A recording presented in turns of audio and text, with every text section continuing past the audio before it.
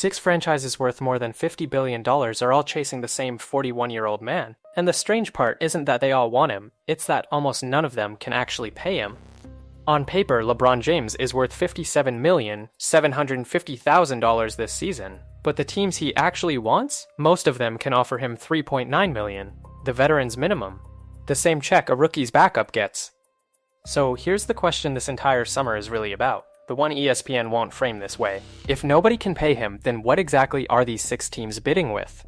This is all sport profit. We don't follow the game, we follow the money. And the money behind LeBron's last decision breaks every rule you think you know about free agency. Let's start with a number that should be impossible. Last season, LeBron James earned $52,627,153. He opted in, he took every cent. He is, by career earnings, on his way to roughly $1.7 billion, one of only 3 active players in the entire league to cross $1 billion in salary and endorsements combined. This is not a man who needs money. But that's exactly what makes what's happening so strange, because in July of 2026, LeBron James did something he had never done in 23 seasons. He walked into the Los Angeles Lakers offices and told them he was leaving. No trade demand, no leverage play, just done. He became, for the first time in almost a decade, a fully unrestricted free agent. Anyone can sign him.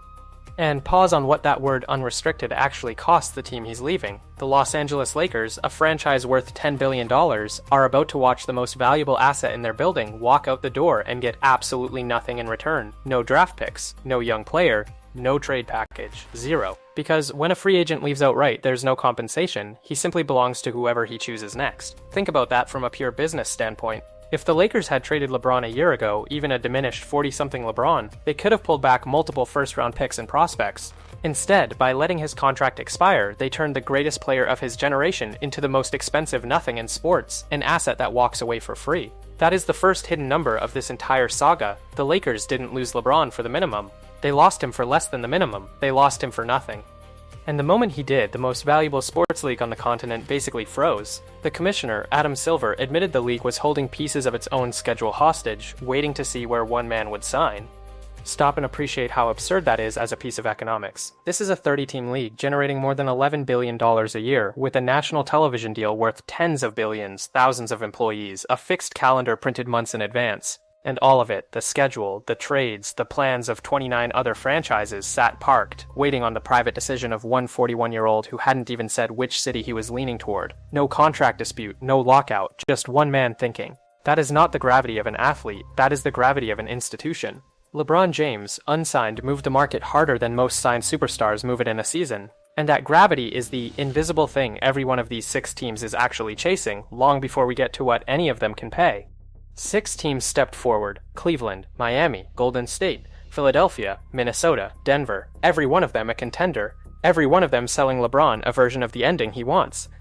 But here's what none of the highlight shows will tell you: watch the money, not the pitches. And when you do, a contradiction jumps out that changes this entire story. The teams that can actually afford to pay LeBron close to his real value: Chicago, Brooklyn, his own Lakers, the 3 teams with the cap space to hand him something near that $57 million, and LeBron doesn't want any of them. Meanwhile, every single team he does want is financially cornered. They've spent, they're jammed against the salary cap, and the best clean number most of them can even legally offer him is $3.9 million. So this was never going to be a bidding war in the way you imagine one. Nobody is going to outbid anybody. There are 3 questions we have to answer to understand what's really being auctioned here. 1. Why can't the teams he wants pay him? 2. What is each of them actually putting on the table instead of money? And 3. The big one, how much is LeBron willing to lose to get the ending he wants? Because the answer to that 3rd question is a number that, once you see it, you can't unsee. Hold on to it, we'll pay it off. First, you need to understand the trap. To understand why the richest league on earth can't pay its most famous player, you have to understand 3 lines drawn in the sand. The NBA calls them the cap, the first apron, and the second apron. Most fans have heard the words, almost nobody understands what they actually do. So let me make it simple, because this is the whole game. Line 1, the salary cap, $164,961,000. That's how much a team is supposed to spend on its roster. Line 2, the first apron, $209,015,000. Cross it, and the league starts taking away your tools. You lose flexibility. You lose the ability to combine salaries and trades. Line 3, the second apron, $221,686,000. Cross this one, and the door doesn't just get heavier, it gets welded shut. You essentially cannot improve your team from the outside anymore. Here's why that matters for LeBron. Every contender that wants him is already living up against one of those walls. They built championship-caliber rosters, and championship-caliber rosters are expensive. So when a team is over the cap, which all of them are, it can't just write LeBron a check for whatever it wants. It can only use small pre-approved exceptions. The biggest is the non-taxpayer mid-level, $15 million, $44,000. The next, for teams deeper in the tax, is the taxpayer mid-level, $6 million, $64,000. And when even that's gone, all that's left is the veterans minimum, for a player with LeBron's 20-plus years, about $3,900,000. Now sit with the absurdity of that. The greatest financial force the sport has ever produced, a man who moves ticket prices, television windows, and franchise valuations just by choosing a zip code and the legal maximum most of his suitors can pay him, is the same exception used to sign a end-of-bench veteran. Which raises the obvious objection. Maybe you're thinking, fine, then why doesn't a team just clear the room, trade someone, dump salary, get under the cap and pay him properly? And the answer is the cruelest part of the trap. To clear enough room to pay LeBron real money, a contender would have to tear apart the very roster that makes it worth joining. The price of paying LeBron is dismantling the reason LeBron would come. That's the vice. Every team he wants is caught in it. Which is why this stopped being a contest of dollars and became a contest of something much stranger. But before we open the books team by team, there's one more piece of financial machinery you have to understand, because it's the piece that makes the whole he'll sign for the minimum story a lie. A convenient, widely repeated lie. Everybody keeps saying LeBron will play for the minimum, $3.9 million. Cheap. A bargain. A gift to whichever lucky team lands him. And that framing is completely dangerously wrong because it looks at LeBron's paycheck instead of the team's bill, and those are two very different numbers. Here's the part the highlight shows skip. In the NBA, once a team is deep into the luxury tax, every dollar it spends is multiplied on the way out. A contender over the second apron doesn't pay $1 for $1 of salary. It pays a penalty on top, sometimes 3, 4, even 5 times the amount, straight to the league, redistributed to the teams that didn't spend. So a minimum contract that reads as $3.9 million on LeBron's side can cost the team that signs him $10, $15, $20 million in real money once the tax multiplier kicks in. Look at Denver. Their luxury tax bill alone is already climbing toward $175 million before LeBron. Adding even a minimum contract to a roster that deep in the penalty zone doesn't cost $3.9 million. It detonates the tax math. For an owner, signing minimum LeBron might mean writing a check for 4 or 5 times that, plus the repeater penalties that stack every year you stay over the line. So sit with what that actually means because it flips the whole narrative. LeBron taking the minimum isn't LeBron being cheap, it's LeBron forcing a billionaire to prove how badly he wants it. Because the discount LeBron gives on the front end gets partially eaten by the tax on the back end. The only owners who can even afford a free LeBron are the ones willing to bleed into the penalty box to keep him.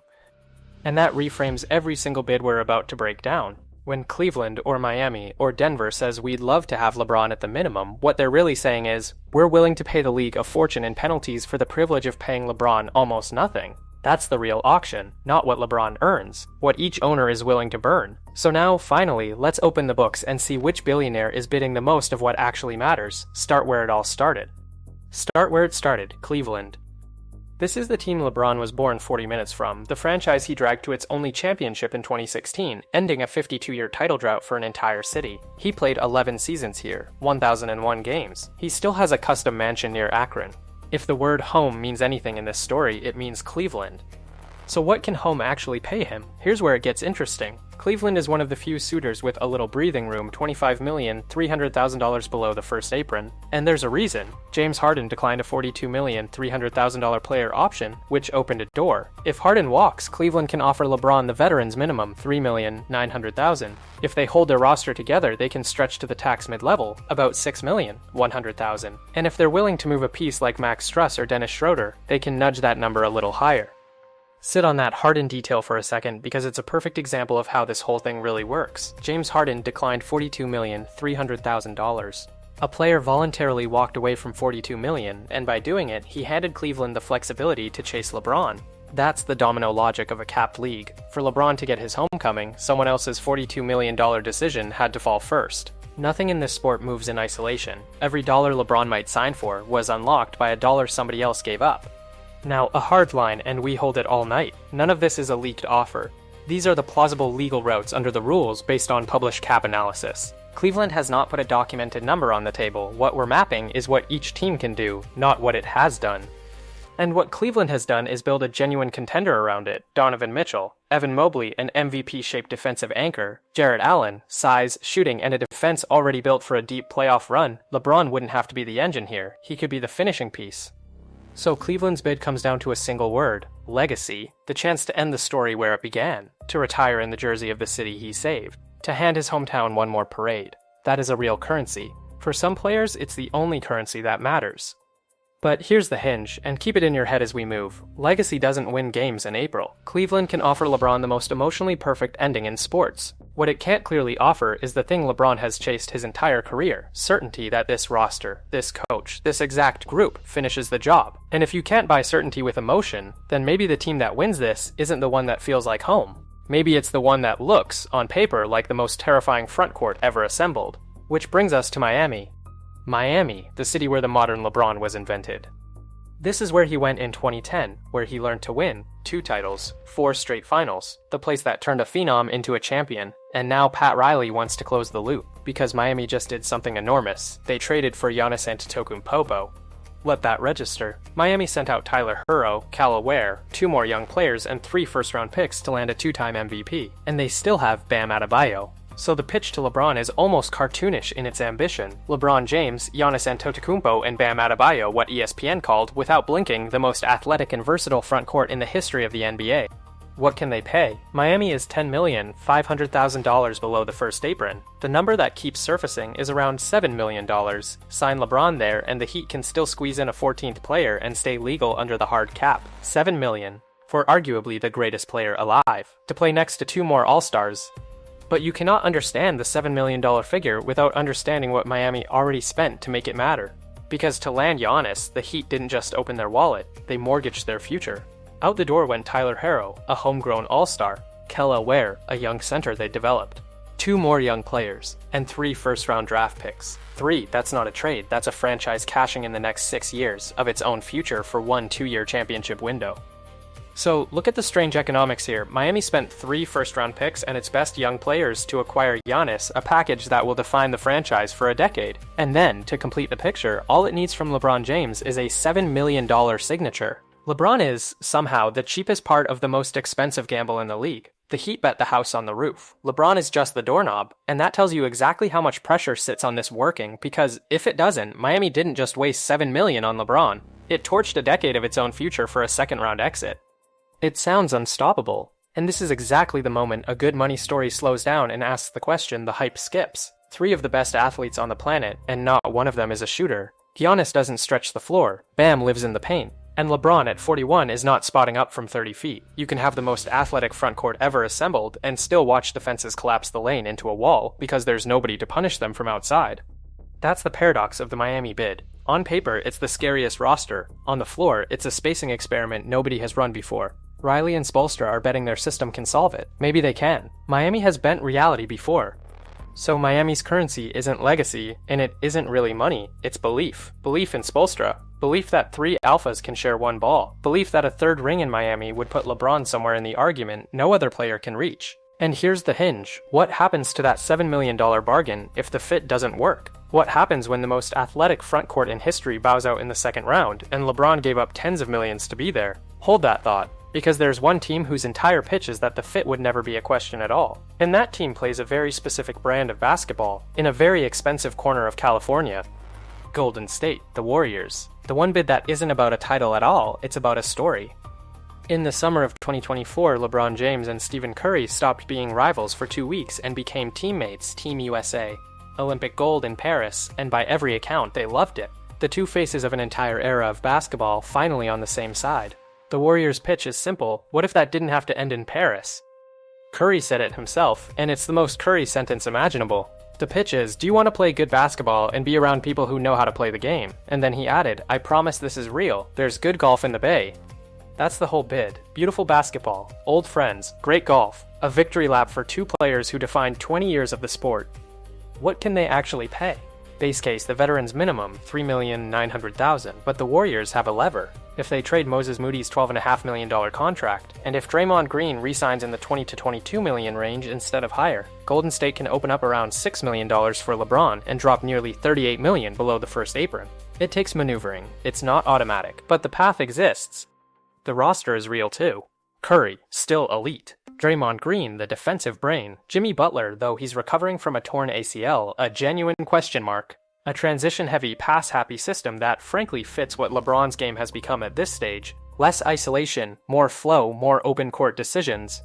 So what is Golden State really selling? Not a legacy, not a superteam gamble. They're selling television. Cultural gravity. The single most valuable franchise in the sport, worth around $10.8 billion, offering LeBron a farewell alongside the only other player of his generational weight. If you're thinking about the business of attention, this is the bid that prints the most of it. A LeBron Curry season would be the most watched non-final story the league could manufacture.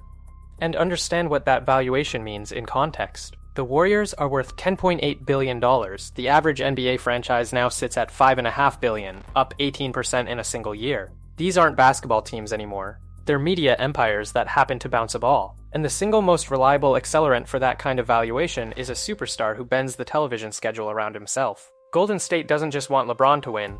They want the version of him that made Adam Silver freeze the league's calendar just to find out where he'd sign. For a $10 billion business, $3.9 million to buy that much attention isn't a basketball decision. It's the cheapest marketing spend in the history of the sport. That's the quiet part of the Warriors' bid, and it's the most honest one. And yet, here's the hinge for Golden State. A retirement tour is a beautiful thing to sell and a dangerous thing to build a season around. Because LeBron James has never, not once in 23 years, played for the tour, he plays for the ring. So the question the Warriors can't fully answer is the same one that haunts all of this. Does the most watched story also win a championship?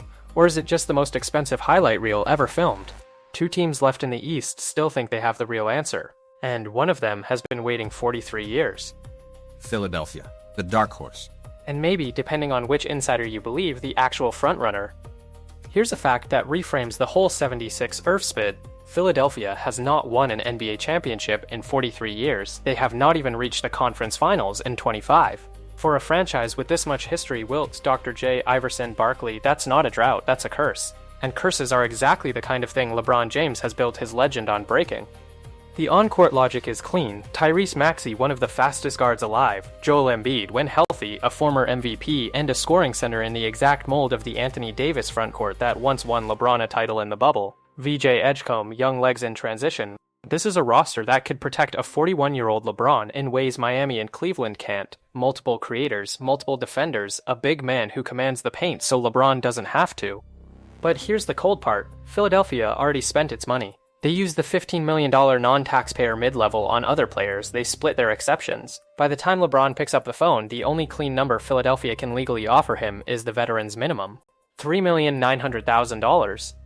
Read that again against what he made last year, $52.6 million, down to $3.9. To chase a ring in a city that hasn't touched a finals in a generation, this is where the money story stops being about basketball and starts being about identity. Because Philadelphia can't dazzle him with dollars. All they can offer is the one thing LeBron has always been unable to resist, an impossible story with his name on the cure.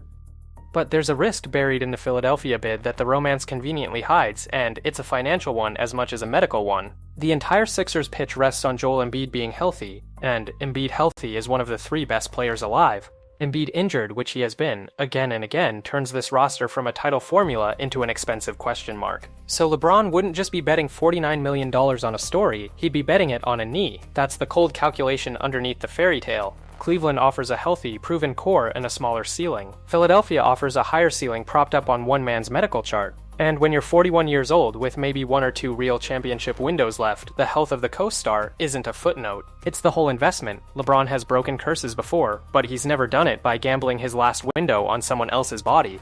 And that's the hinge that makes Philadelphia so dangerous in this race. The teams offering money can't offer meaning. The team offering the most meaning can barely offer money at all. So if LeBron is truly willing to sign for the minimum, and every signal says he is, then the size of the check stops filtering anyone out. Everyone's offering roughly the same $3.9 million, which means the two teams left, the two we haven't opened yet, get judged on one thing only: fit. Pure, cold basketball fit. And one of them might be the best fit of his entire career for the smallest check on the board. Minnesota first, the youngest, hungriest bid on the board. The Timberwolves can offer LeBron exactly one number, the veteran's minimum, $3,900,000. That's it, they're gemmed $4,400,000 below the second apron, the welded door we talked about. No mid-level, no tricks. The minimum or nothing. But look at what the minimum buys here. Anthony Edwards, the heir apparent to LeBron's throne, an Olympic teammate, a two-way force in his prime. Rudy Gobert protecting the rim. Jaden McDaniels erasing wings on defense. For the first time in years, LeBron could be a supporting actor on a team whose future doesn't depend on him at all. He wouldn't carry the offense, he'd mentor the kid who inherits the league. There's even a small human detail. Head coach Chris Finch shares LeBron's Ohio State loyalty. Trivial. And exactly the kind of trivial thing that tips a decision at 3 in the morning. And there's a business angle to the Minnesota bid that nobody frames correctly. Anthony Edwards is the player the entire league is quietly betting on to inherit LeBron's throne, the next face, the next franchise carrier, the next billion-dollar brand. So what Minnesota is really offering LeBron isn't just a supporting role, it's a handoff, the chance for the departing king to stand next to the incoming one for a season and put his fingerprints on the transition. There is enormous, uncountable value in that for LeBron's legacy and for the Timberwolves brand. Imagine the marketing of it, the two eras of the NBA, sharing a locker room for 1 year. But, and this is the hinge, LeBron has spent 23 years being the sun that everything orbits. Minnesota's pitch asks him to be a moon, to reflect someone else's light on purpose. It's the most emotionally mature bid on the board. And for exactly that reason, it might be the hardest one for a competitor like LeBron to say yes to. Because the same ego that built 4 championships is the ego that struggles to hand the keys to a 24-year-old, even a brilliant one. Minnesota's currency is the future, a softer landing, a chance to win while teaching the next one how. But its commercial ceiling is lower than Miami's, lower than Golden State's, a smaller market, a quieter spotlight, which leaves the last door, and it might be the most important one in the entire building. Denver, the Nuggets. The purest basketball fit money can't buy, literally. Denver is the most financially trapped team in this entire story. They are over the luxury tax, over the first apron, likely over the second apron, the welded door. Their luxury tax bill alone is climbing toward $175 million. They have exactly one thing to offer LeBron, the veteran's minimum. $3,900,000, not a dollar more without tearing the roster apart.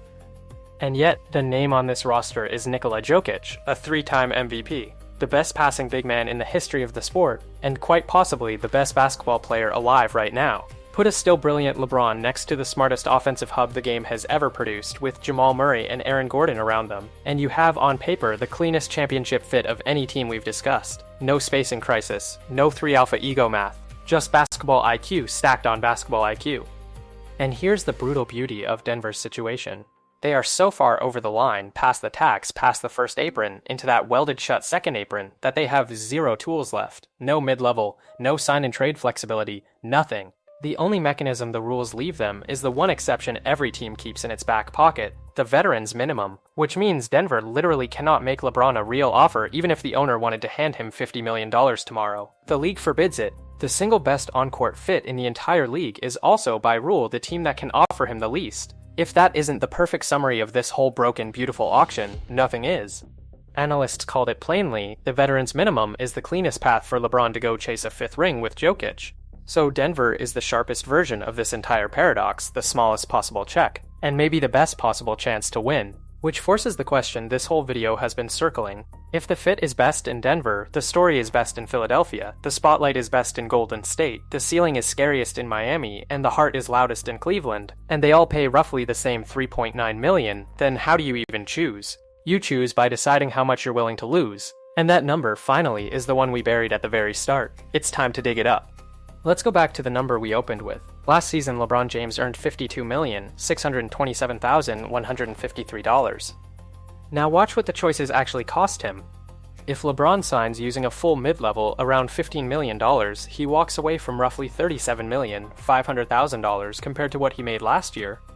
If he signs for the taxpayer mid-level, about $6 million, the number he leaves behind climbs to roughly $46,500,000. And if he does what the smart money thinks he'll do, sign for the veteran's minimum to chase the perfect fit, he gives up close to $48,700,000. Call it $49 million. $49 million, that's the toll. That is what it costs LeBron James in a single season to choose the team he actually wants over the teams that could pay him. Break it down and it gets even more surreal. Spread across an 82-game regular season, $49 million is roughly $600,000 per game he's choosing to leave behind. Every time LeBron James walks onto the court next season for the team he actually wants, he'll be walking past $600,000 he could have had for playing somewhere else, per game. For a man who plays around 35 minutes a night, that's roughly $17,000 per minute of court time voluntarily surrendered. Most players in league history have chased every one of those dollars to the very end of their careers, squeezed out one more max, one more guaranteed year.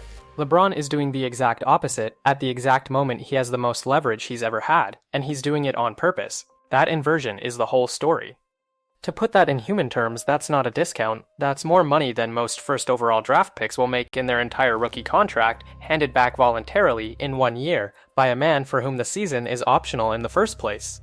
And that phrase, optional in the first place, is the key to the entire number, because $49 million is a life-altering fortune to almost every human on Earth. To LeBron James, it is a rounding error. This is a man closing in on $1.7 billion in career earnings between salary and endorsements, one of 3 active players ever to cross $1 billion. He earns more off the court in a single year, around $80 million in endorsements, than he'd make on it under any of these deals. He does not need the $49 million, he was never going to spend it, which is exactly why the sacrifice is so revealing. When money genuinely doesn't matter to you, the number you're willing to give up stops being a financial decision and becomes a pure signal of desire. $49 million isn't LeBron's cost, it's LeBron's message. It's him telling 6 franchises in the only language billionaires respect exactly how much a 5th ring is worth to him. And there's a second layer most coverage misses entirely. Every one of these minimum deals doesn't just cost LeBron money, it quietly rewrites the record books in his favor. If a man on the veterans minimum wins a championship as a decisive piece, he becomes, without argument, the greatest minimum contract player in the history of the sport. The $49 million he leaves behind buys something no max contract ever could, a story so improbable it can only belong to him, the richest player in the game, winning it all for the price of a benchwarmer. That's not a pay cut, that's the final chapter, and he's paying $49 million to write it exactly the way he wants.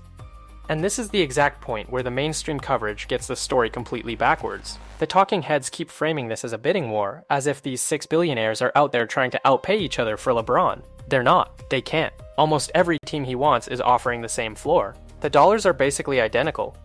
So if the money is the same everywhere, then money is no longer the thing being auctioned. Which means we've been asking the wrong question this whole time. The question was never who will pay LeBron the most. The real question, the one this entire summer is secretly about, is far stranger and far more revealing, and it flips the entire power structure of free agency on its head. Here's the flip. When every team can only pay $3.9 million, the team isn't bidding for LeBron anymore. LeBron is bidding for the team. He is the one deciding who gets the $49 million gift. The discount doesn't flow to him. It flows from him to whichever franchise he decides is worthy of it. So the 6 front offices aren't really competing to offer him the most money. They're competing to prove one thing, that they can take his $49 million sacrifice and turn it into a ring. That's the auction, not how much can we pay you, but trust us with what you're giving up.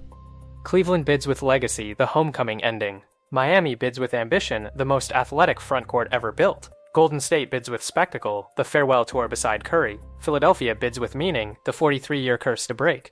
Minnesota bids with the future, mentor the heir, win while teaching. And Denver bids with pure fit, Jokic, and the cleanest path to a 5th ring.